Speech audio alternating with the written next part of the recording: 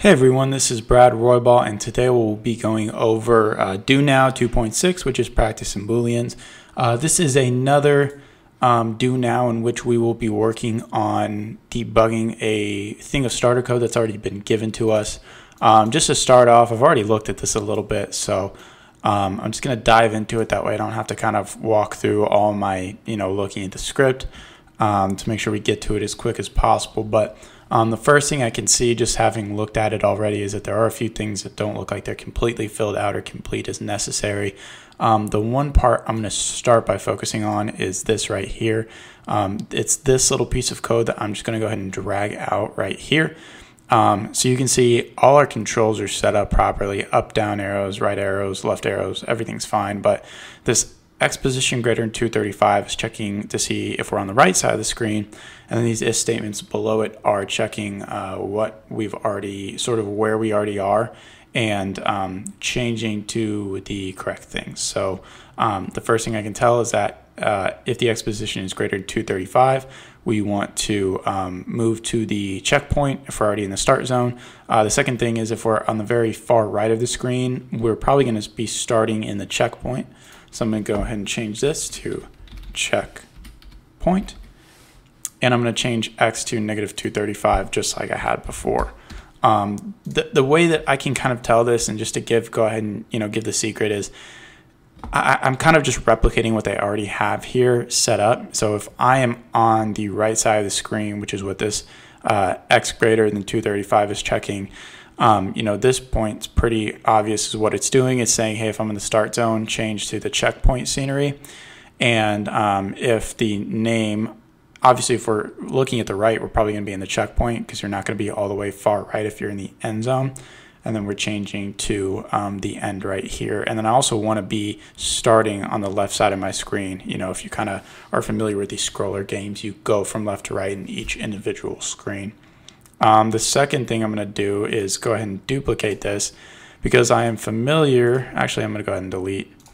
Is that I know what the second thing is checking. The second condition is going to check and see if I'm on the left side of the screen. So what I want to say is if the X position is less than, and let's go ahead and say negative 239. I think that would be fair. The X position is less than 239 if the, if the costume name of zone, I'm going to go ahead and duplicate what we already have again, is equal to, let's say if it's equal to checkpoint, I want to broadcast change to, it already has changed to checkpoint, so instead I'm going to say the end. And then the other one is pretty much that same thing. I'm going to say duplicate this, and this will be where I say if I'm in the checkpoint, so if I'm in the middle screen, I want to change to start right there. So I'm going to go ahead and snap all that back into position where it goes, not right there, right here.